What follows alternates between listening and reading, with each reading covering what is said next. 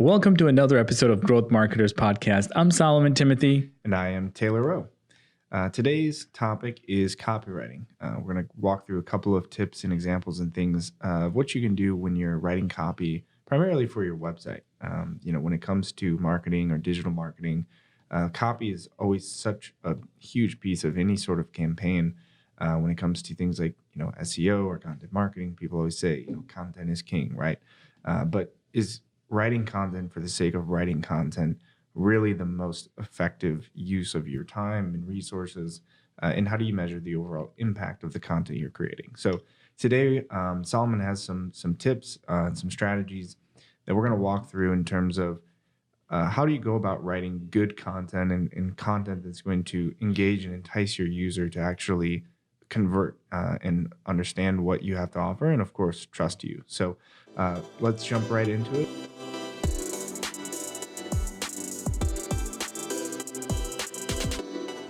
Solomon, tell us what we should be doing and what should we be thinking about when it comes to writing copy. Right, absolutely, Taylor. I mean, I think people underestimate how much copy plays a role in your success. For me, I think about the whole entire journey, just from a pre-click perspective. They see an ad in Facebook or Google or wherever they might see it, and then they click on the ad, and then they not look at the headline of the landing page. And then if you have, some kind of a connection between what they clicked on to the post-click experience, that has to be connected, or else you're going to lose them from the beginning, right? Okay. So then beyond that, if you have any other pages that they're going to come across, maybe there's email drip sort of nurturing campaigns, they all have to be in line. And I think I just have a few questions that I want to kind of lay it out there for our audience to think about, because oftentimes we rush through the copy part just to get the campaign live, right? Not a lot of, because everyone sort of thinks that, oh, that's easy. We just need to get some content and let's just go live with it. Right. And you miss out on conversions on things that actually should be, taken more seriously. So the first thing that I kind of want to leave out for our audience is, how do you find out if your copy is effective? Does your target market, right, can they understand when they land on your website for the first time, what is it that you do? That's like your value proposition. Very simple, but every single website you go to today, there's this big, ginormous value prop that they put on there, and that has to be tweaked over and over and over to be simple but very powerful. And the fact of the matter is, this is most of the time what differentiates you from your competitors is how you go about it. And you can look at any website, especially the ones that are maybe more, tech startups and things like that, where they have, right, to consistently keep their messaging up to date. Correct. They work really hard on that. Whereas a lot of small businesses or even medium-sized businesses, especially if you have so many different products or services, it might be regional, multinational, whatever it is, it's very hard, especially if you're in different industries, to come up with a very powerful value prop. And I think that's the first part that you want to start in is, can you make sure that anybody that comes there, this is what differentiates you from anyone else? And I can tell you, we've tested so many different ones, and we're still in the process of testing it, and we continue to do that. And secondly, if you go to different pages of your website, you have the same kind of thing that you need to have. That page have to have some kind of a value prop as to what that product or service is, because they may not go to your homepage. They might go to only an inner page. So it has to be very powerful. So it's the first test is, hey, and I would start with that part before you edit your about page or your services page. Let's revamp the copy of our homepage. When you look at your Google Analytics, the most visited pages are your homepage. Yeah.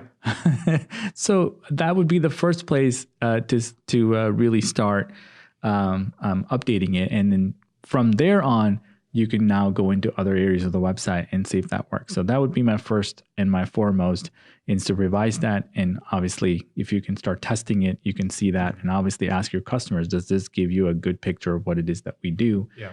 Is your marketing messages aligned with that value prop? So what would be an example of maybe a good, you said, headliner or value proposition versus a bad one? Because I see a lot of times that companies feel like they really captured, the features that they have to offer, or the time savings that they have, or the value that they bring to the table.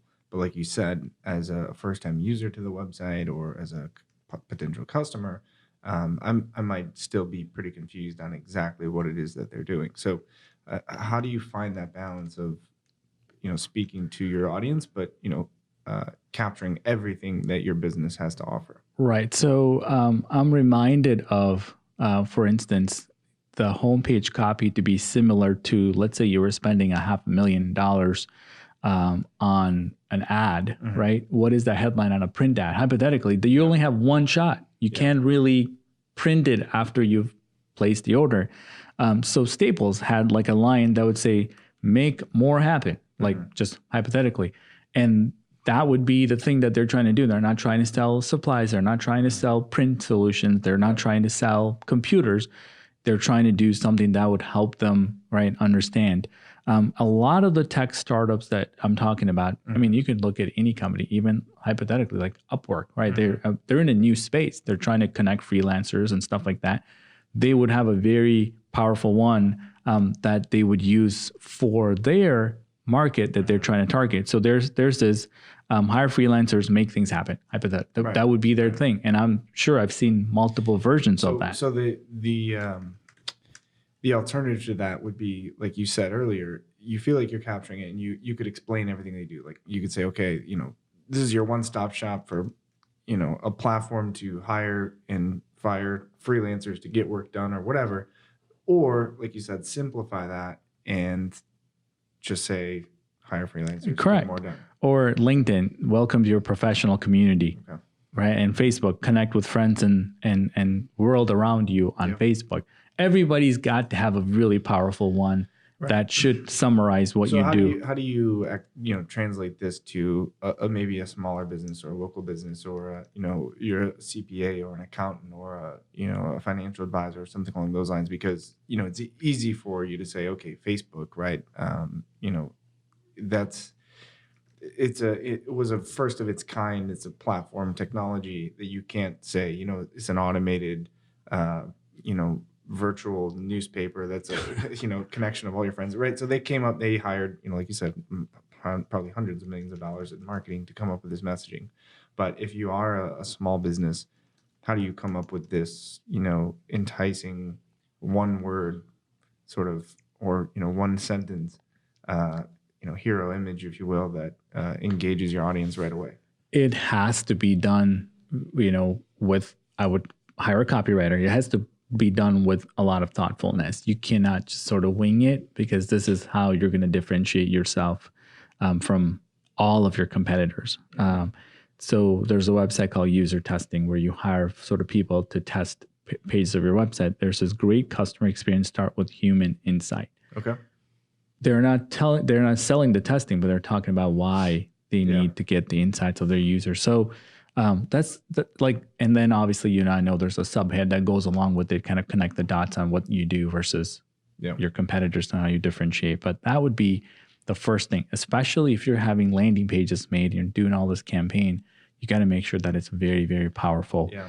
The landing page one is interesting to me because I always look at and like to think of the intent of the user and kind of how they got there, right? So the homepage, most likely there's a lot of different ways they got there. So it needs to be a little more generic, maybe, that's going to apply. Like you said, if someone just was dropped on your website for the first time, they need to understand, who you are and, what you're supposed to do and why they should care about it.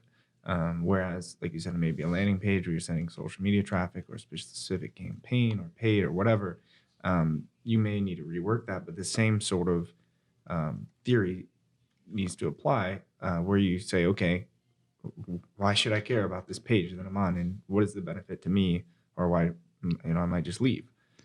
So I think in just thinking about the intent of why the users on the website should go into that thought process. A lot of thought have to be going into it. So I'm on drift.com, which is a messenger tool. They call it conversational sales. It says connect your sales teams with your future customers now. Again, it's something about growing revenue, customers, sales now, instant. The fact of the matter is, I'm not saying that, it might take a while for you to figure this out. You might need to get approval from all your stakeholders and everyone else. Why that's more powerful to me is that it doesn't say, automated reality or whatever chatbot, Right, exactly. automated chatbot tool for sales. Like that's what it is. It is. But what it does is connects connecting you with you. your customers. Yeah, your future customers. Immediately. Right, exactly.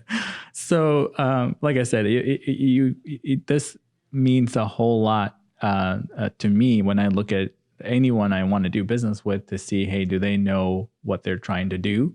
And I never think that it's not static or stale. It's going to change as the market change. You have to continue to come up with that value proposition so you stay relevant, right? Sure. The second thing that I really, really, really want to sort of convey is how a lot of websites, it just depends as you get more granular into different industries, you start to see a lot of jargons. Mm-hmm. They would put, whatever the industry standard is for that product or service, they have to say that we're certified in la, la, la, la. At the end of the day, as another person who is sitting on the other side of the table, they may not know what they're buying yet. We talk about buying journey and having, right? We talk about having, capturing them early on in the buyer's journey. Well, that's when they don't know what they're looking for. They don't know how to find the company. And if you start talking to them like they've already done their research, their middle of funnel or bottom of funnel, and your certifications and everything else, you're going to lose them, right? You're going to lose them because they don't know yet. So, so example would be like, we have financial advisors and as those clients, and I personally, see this very jargons on their website, and I'll give a couple examples like, okay, well, they say they're a CFP. Well, what's a CFP? And do I need a CFP? And you read down, it says RIA. And well, do I need an RIA? Is it both? Is it the same? And now the financial advisors listening to me are laughing because what? This guy doesn't know? Yeah. The fact of the matter is your customers may not know. Right? The retiree that's trying to get their assets, invested may not know SEC and FINRA and 529 plan. They have all of this on the homepage. Right. The fact of the matter is that's not how we go by. We don't Google 529 and get to the same advisor. You get to a bank probably, right? So, and I go to an estate planner's website and they're talking about escrow, lien, collateral, all on the homepage as if I'm in the business creating estate planning. Right. And it's very difficult. That's one thing that I've seen across just kind of using the jargon. I think marketing people can get into that as well. Oh, we've definitely been guilty of that ourselves. I mean, we sit there SEO, and talk about PPC. SEO, PPC, and ROAS and all these things. But I think my takeaway from that, I think is a great tip is, write your website is for your customer, not for you. So don't write the copy for yourself and your colleagues who will understand it, and don't be naive and say, well, if they really knew what they were looking for, then they know I'm the best. Yeah, exactly. No, I mean, you need to write this for somebody who is, whatever your target demographic is, whoever they are, what is their basic level of knowledge and what are they trying to accomplish? And that's what you should convey in that messaging. Right. Like you said, are you looking to invest your assets, do better at it, maybe put a video so they understand, they can connect with the video probably way more than reading the text. Right. Relax in your retirement and, kickback. I mean, that's what you're looking to do. You're not looking for who has the most certifications. You don't know what all the certifications mean. You don't even know if this is the right person for you, right? So, no, the mortgage industry is guilty of this. They have PITI, which I'm sure, and most people, it's like, what do I need that? And they start talking about points and origination and jumbo. At that point, this person is probably lost. So, and, like I said, I come from print background. We have the same thing. There's offset, digital, variable, screen. Yeah. When you read all that, nobody ever understands what you're looking for. You're just looking to maybe print something small, and you get overwhelmed by all the jargon. So that's one thing. So is there a place for that, the jargon? Maybe when you want to get deeper into it, maybe there's a resources page. You give them, the terms behind it. But that's not for, right off the bat, thinking that the person who's buying is like a buyer in their space. You have to keep it simple so that they understand, right? So if they can't simplify it, then they're probably going to be losing customers to other folks. They would come in the market and then say, hey, we print business cards and that's all we print. We have different kind of material and texture and color. And that's essentially what, you know what I mean?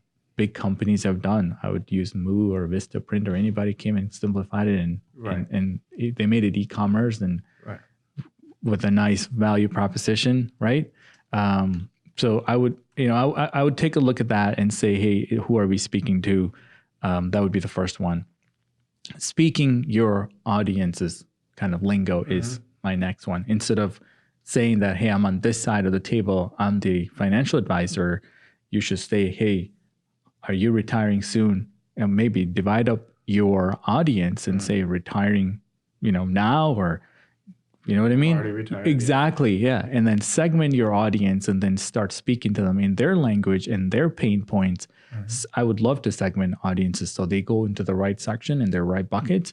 So you can put additional assets. Like a bank might have a small business owner section because they're serving mostly consumers and they want loans and things like that. Whereas a small business owner have a very different need, right? And if they don't segment it, how can you really help serve your customers better on their website? Because they all get a login. The fact of the matter is, you want to serve the small business owner with the problems that their challenges, as opposed to what you offer as a bank. Next one is, are you catching their attention with the call to actions? Again, because we've kind of talked about ourselves on the website. Before we get into this, absolutely. Just like we said with the jargon, explain to everybody what is a call to action? How is it different than the header that you were talking about earlier? The call to action is the button that you would want them to click on, right? This is sort of the next step on your website. You've gotten them there. You want them to fill out a form or contact you, purchase, whatever it is. There's an action you want them to take, and you put some kind of a text or image or something to relate to them what you want them to do next. Right. And that has to be relevant to their level of education, their knowledge in your industry, not what you want them to do. Because I don't want to calculate my interest rate when I don't even know, right? What am I trying to do here? So similarly, you probably don't want to go assume that that's the only reason they're there. Maybe it's gathering their information for some free resources or something like that, and then let them do it. See, one of the things that a lot of marketing automation tools can do is they can track where you clicked on the link in your email, so you can segment people based on where they clicked. Say, describe yourself and then give them 4 options. And based on where they clicked, you can segment it that way for future nurturing as well. One thing back in the day Infusionsoft used to do really well was to make everything come out of where they click. Yeah. As opposed to you having to do anything. You give them 5 options, they click on one, that's the one that's relevant to them. Just work backwards, right? So that would be the next thing, is to really, really narrow down on what that call to action is, because that's another reason copy is getting in your way of conversions. Maybe you're thinking more down the funnel than they are ready for. Sure. And I don't always think that a consultation is the solution either, because contact us or just those generic ones. Correct. The reason I'm saying that is maybe they're not ready to do that, right? See if, applying for something, or see if it's a fit or whatever it might be. Give them something really small that they can relate to, and using that. And again, no jargons, no nothing, keep it simple, and then see if they can give you the next step. And then from there, you nurture. And this goes for everything that you do in marketing. It's not just about landing pages or an email campaign. Even email campaigns have really poor call to actions. Sure. Right. And you don't really think about it. You think that there's only one button. I'm going to click on it. But the fact is. Yeah. Well, or maybe not. I mean, with the email, it's like a lot of times you don't assume that you're supposed to go anywhere. So the information is supposed to be in the email. And if you don't make it very clear to me that I'm supposed to click on something, and I'm, like you said, there's no call to me to take an action, right? Or what am I going to see on this next page that I'm going to? You might open the email, read it, and delete it. Right. And call to action's got to be in the link and a button, because they might not ever get the button. Maybe images are turned off, right? So it's really, really critical that you pay attention to these small things. Again, when you're rushing to get things going, you kind of ignore the detail. Back in the day, and I say back in the day like it's 100 years ago, like I said, when print was the only source of advertising, right? Let's just use whatever year comes to mind. They spend so much energy on the headline, like you have no idea. And I say copywriters were just literally, right, making, write up a headline, throw it away. If they don't like it, start another one. they had to do so much research to just get the perfect headline, the perfect It was idea. all just their own thought. There was no real data to support that. And the beauty is today is that we can, like you said, you can test in real time, you can split test, you can A/B test, and even before you want to start, I want to say wasting your traffic and using that test on live traffic, you can do it even more cost effectively and cheaper, just as you mentioned, through an email, right? Right. One idea would be to take that call to action, put it in the subject line of your email, and then look at the open rates. And then when you take the one that is winning in terms of the open rates of what people are clicking on more, because that is sort of the call to action of the email, make that same open subject line as the main call to action in the email, because they've already clicked on it. Like register now. It says, register today for this, whatever. Time is running out. They click on time is running out. That was the subject line. And then in the email, the call to action is register now. Time is running out. They click on that and then go to that. You know what I mean? So you can test this without wasting the tests on your traffic, on your home page or your landing page, by doing some things like that and just kind of understanding what resonates with your audience. And of course, tweak it to make sense for the website, but you can test it in some micro levels like that. One thing though is because it can be tested, we go rush through it saying, hey, let's put the headline. I'm saying hire the copywriters. Oh, yeah, of course. Put the time and effort into it. Make sure that you've given your best. Everybody liked it, right? Everybody liked it. And obviously the test is the consumer, not us. Mm-hmm. But the fact of the matter is that allows us to really put the creativity behind it than to just go through the motions of getting an email campaign, because that's what it says. That's the next thing on the checklist. What really, comes down to is if customers go to 100 different websites a day. Mm-hmm. But if you ask them, can you describe what MOVE stands for? Mm-hmm. You need to be able to tell by just visiting it that one time, right? What do they sell and who do they sell to? They should be able to describe your value proposition by only seeing it one time. That's how simple it has to get. And I understand a lot of us are in very complex businesses and you need to say a lot of things and you need to make sure, but does it really matter, right? Because if they can't describe it, how are they going to come back for more? Yeah. And I think Apple does a great job in simplifying their products, which are very complex products. Yeah. But they don't say all the bells and whistles unless you really dig deep and look at the tech specs. They never talk about the specs, ever. It's one of my favorite things about Apple products is that they probably have less superior specs than other competitors. They have better screens and better everything else, memory and you name it. But Apple never talks about it. It talks about speed. Podcasts, the iPod was the best example. They never talked about how much space it had. They said 10,000 songs in your pocket. Right. People can understand 10,000 songs, but everybody else was selling, I don't know, 250 gigs or whatever else. Yeah. And that's what I mean. They can explain that after they leave in their own terms. And that's the ultimate test. Yeah, absolutely.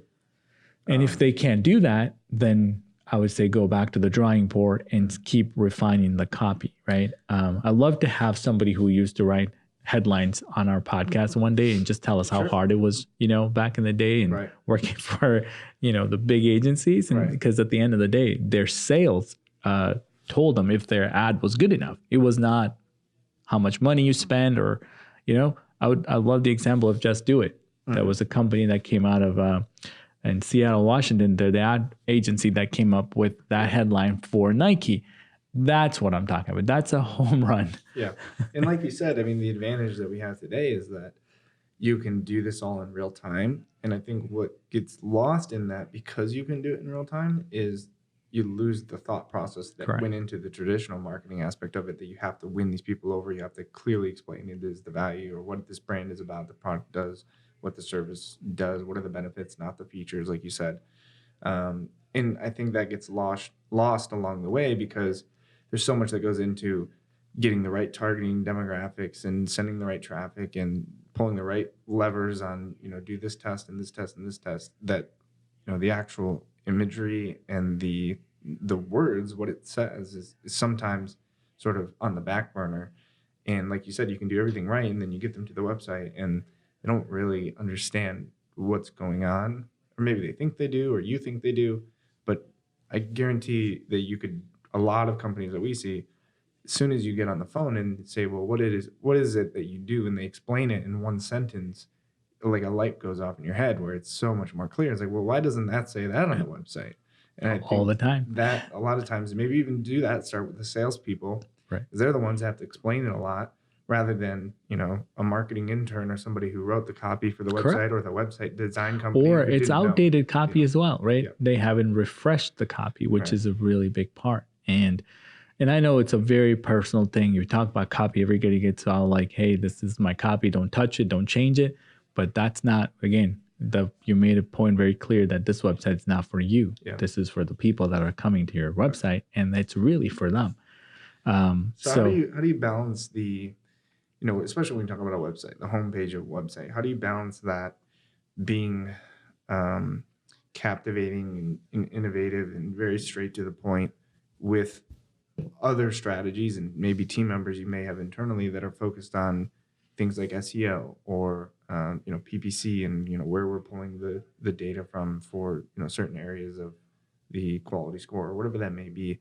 How do you make sure that you have a good balance of that user experience but also performance on other marketing campaigns? Right. So there is a fine balance. Mm-hmm. We still have to optimize it for keywords, but that's not to say that we couldn't have a copywriter put that together. Yeah. Right. The first and foremost is I would work with a copywriter who really is a professional, not only in that space, but also in just creating effective copy. Yeah. Right? Being creative with, like you said, what keywords need to be included and from a search perspective, and also still capturing that without being the same as everyone else. So doing that and then working harder on perfecting the headline and all the copy that goes with it, and A/B testing it because that's available to us today easily, a lot easier than it used to be. But it starts with really investing time in perfecting the copy. And I tell you, headlines make a difference because you read it, you go to, any websites of the product or service you're trying to buy, I'm sure we're like, wow, that headline really touches me, because people make purchases emotionally and they justify it, right? Yep. Trying to say, oh, I need XYZ because, of course, my daughter's, or your son or whatever. But you really make the purchase because you have some affinity towards the brand. You saw somebody having it, you really like it, and you're just trying to figure out, how do I justify this to whoever you have to justify to why you're buying it. Right. And that is where you kind of have to make sure that the copy is doing the part that it's supposed to do, and the website is usable at the same time. It's optimized for performance, like we talked about. And one thing, I was reading this, Albert Einstein said, if you can't explain it simply, you don't understand it well enough. And that's, again, it's a great point on how we should go about simplifying it and not creating, this isn't where you have to tell the world how smart you are. This is about, hey, can you really describe this in a simple manner so that even the simplest person, someone without all those vocabulary can explain. I think Google looks for 8th grade English when it looks for SEO, I believe, or something like super, like, I don't know. I think it believes it's like 8th grade. It's not high school. It's not college degree. There's a place you can submit your content. It'll tell you what grade English it is. So, and simplifying it, and it's not creating a complexity. That would be my tip. I think, definitely just straight to the point. And I think that quote was a perfect way to summarize it, because that portion of it and getting into the technical aspects, the nitty gritty, there's a place for that. And most of the time that's happening maybe over the phone. If you are in a very technical space where, you have, a scientist or an engineer or somebody like that that's calling you to ask about something very, very specific, that's something that you handle over the phone. I mean, you can take on a case-by-case basis. But when they land on your website, they should know that you can at least help them in some way, point them in the right direction, right? Because they're in the right spot. And then there's other places on the website or offline where you can get more into the details. Absolutely. Uber is tap the app and get a ride. That's a good one. Right? Exactly. Another accounting company is make your life easier with our accounting software, but not really loving that one. But long story, I do understand what it is. It's an accounting software. Yeah. Right. So working on that, I don't think it's, Stripe was the new standard in online payments. So Twitter, see what's happening in the world right now. Yeah. That's a good one. Yeah. That's what right? it is, yeah. So we can go on and on about it, but I don't think, like I said, I think this needs to be really thought through because there's a lot of nuances that you want to make sure that you pay attention to, so people don't. That's a good takeaway. I think if you're listening here, just kind of go to your own website and spend 3 seconds, 5 seconds on the website, on the homepage, and how clear is it, right? If you're not in the position that you are and know what you know about the organization, is it clear to somebody? Or show it to your mom or your wife or your sister or brother or whoever that might not have that level of knowledge, and say, what do we do, right? And if they can't, like you said, if you can't look at that and say, tap the app, get a ride, like you said, an 8th grader could figure that one out. That's true. I think if you can do that effectively, or as close as you can, as possible to that, you're going to be in a much better position.